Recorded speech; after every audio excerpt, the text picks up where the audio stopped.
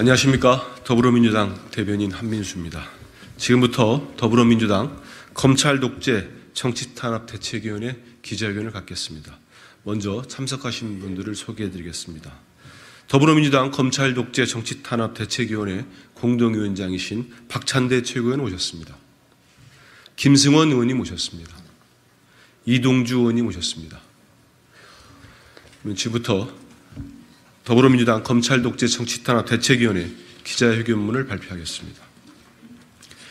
강백신 검사, 국민의힘 조폭연루 대선 공작 게이트 즉각 수사하라.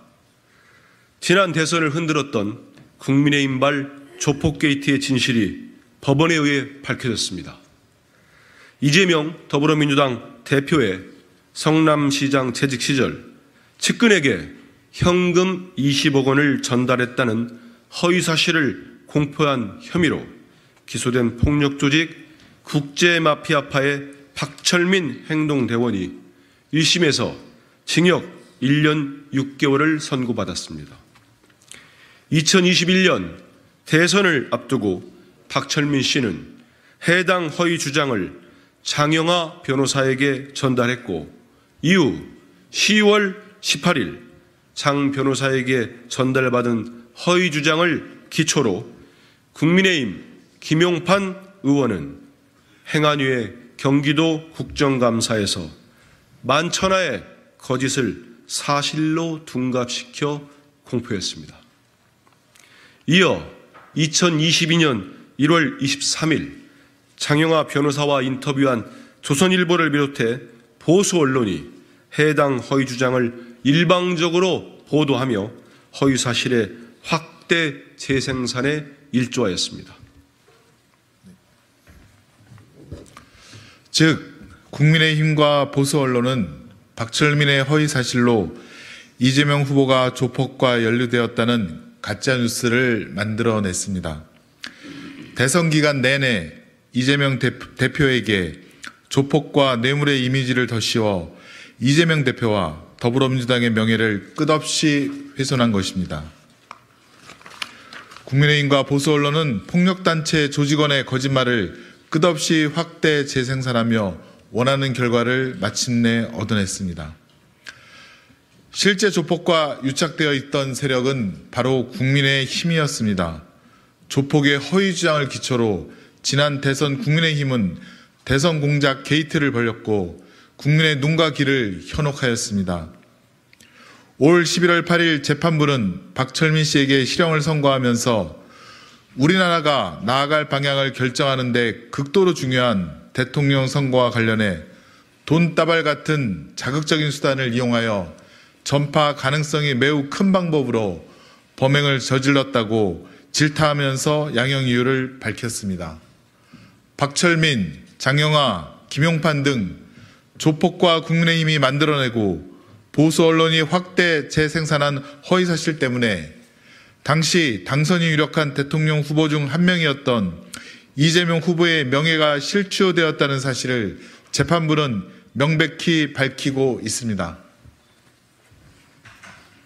현재 검찰은 각종 가짜뉴스로 지난 대선 당시 윤석열 대통령의 명예가 훼손되었다며 대선 개입 여론조작 특별수사팀까지 꾸려 경향신문, 뉴스버스, JTBC, 민주당 의원실 보좌관, 민주당 전문위원 등을 대상으로 무차별한 압수수색 등 전방위적인 수사를 진행하고 있습니다. 언론자유 침해, 꼼수 혐의 적용이라는 비판까지 받고 있습니다. 검찰 특별수사팀은 대선 경선기간 보도까지 문제 삼고 있는데 지난 대선 주요 정당의 경선 후보 14명 중 서울중앙지검 특별수사팀이 수사권으로 구제에 나선 대선 후보는 오직 윤석열 대통령뿐입니다. 대선에 영향을 준 중대범죄가 수사 명분이라면 다른 후보들에 대한 가짜 뉴스 수사 역시 이루어져야 마땅합니다. 하지만 국민의힘과 조폭이 함께 내고 보수 언론이 확산시킨 이러한 치명적인 가짜 뉴스에 대해 대선 개입 여론조작 특별수사팀의 강백신 검사가 이재명 대표의 명예 회복을 위해 윤 대통령과 관련된 수사만큼이나 전방위적이고 헌신적인 수사를 해줄지 의문입니다.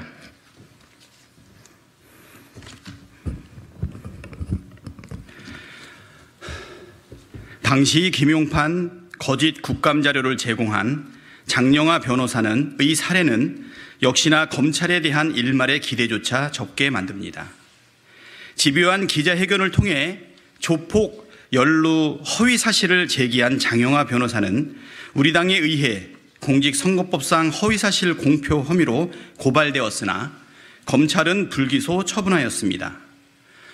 얼마나 터무니없는 불기소 처분이었는지 서울고법이 재정신청을 받아들여 기소하도록 할 정도입니다. 장영하 국민의힘 당협위원장, 김용판 국민의힘 국회의원 등이 조폭과 공모한 조폭 연루 가짜뉴스의 유포로 이재명 대표의 명예는 참담할 정도로 실추되었습니다. 많은 국민은 허위 사실로 인한 합리적인 선택을 방해받았습니다. 강백신을 비롯한 대선 개입 여론조작 특별수사팀은 해당 사건을 윤석열 대통령 명예훼손과 같은 기준으로 수사하여 진실을 명명백백하게 밝혀야 할 것입니다. 2023년 11월 10일 더불어민주당 검찰 독재 정치 탄압 대책위원회 이것으로 기자회견을 마치도록 하겠습니다.